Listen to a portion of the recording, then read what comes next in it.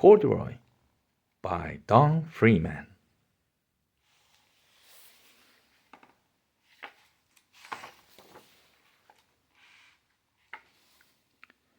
Corduroy is a bear who once lived in the toy department of a big store.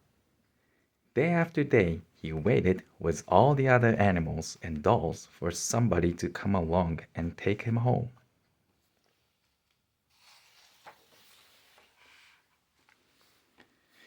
The store was always filled with shoppers buying all sorts of things, but no one ever seemed to want a small bear in green overalls.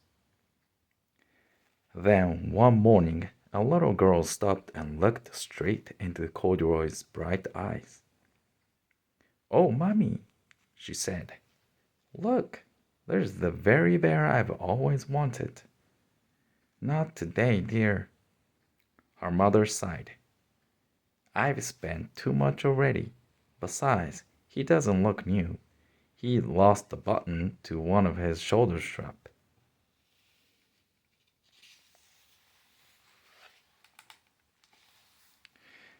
Corduroy watched them sadly as they walked away. "I didn't know I'd lost a button," he said to himself. "Tonight I'll go and see if I can find it."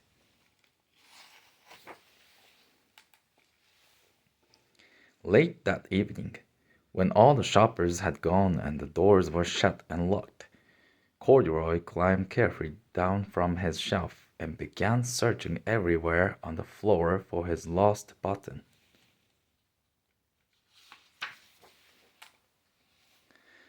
Suddenly, he felt the floor moving under him. Quite by accident, he had stepped onto an escalator, and up he went. Could this be a mountain? He wondered. "I think I've always wanted to climb a mountain."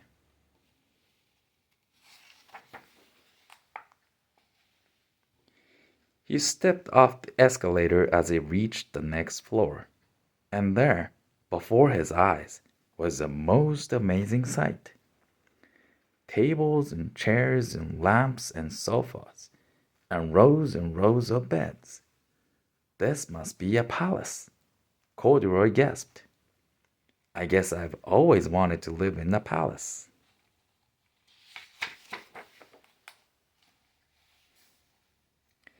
He wandered around admiring the furniture.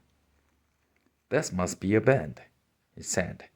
"I've always wanted to sleep in a bed." And up he crawled onto a large, thick mattress. All at once he saw something small and round. "Why, here's my button!" he cried. And he tried to pick it up, but like all the other buttons on the mattress, it was tied down tight.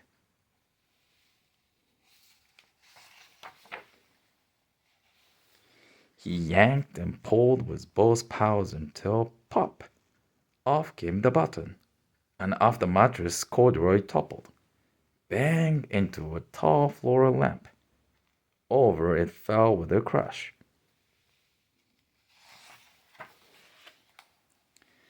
Corduroy didn't know it, but there was someone else awake in the store. The night watchman was going his rounds on the floor above. When he heard the crash, he came dashing down the escalator. "Now, who in the world did that?" he exclaimed. "Somebody must be hiding around here."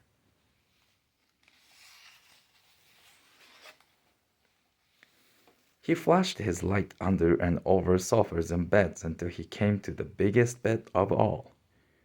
And there he saw two fuzzy brown ears sticking up from under the cover. "Hello," he said. "How did you get upstairs?" The watchman tucked Corduroy under his arm and carried him down the escalator, and set him on the shelf in the toy department with the other animals and dolls.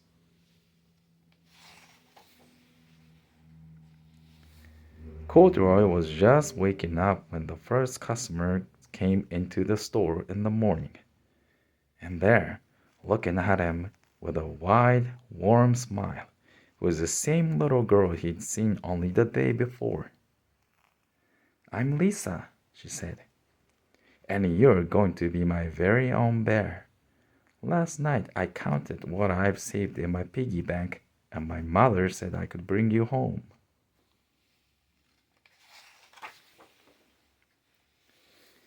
"Shall I put him in the box for you?"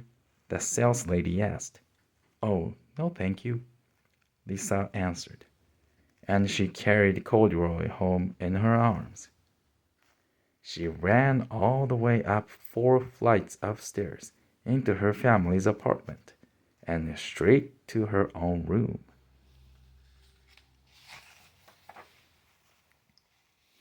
Corduroy blinked. There was a chair and a chest of drawers, and alongside a girl-sized bed stood a little bed just the right size for him.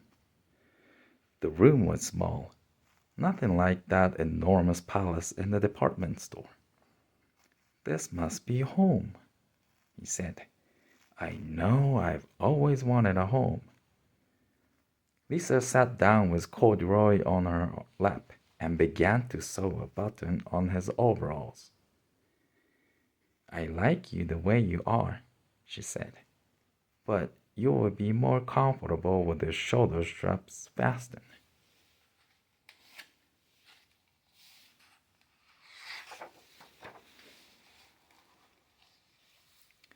"You must be a friend," said Corduroy. "I've always wanted a friend."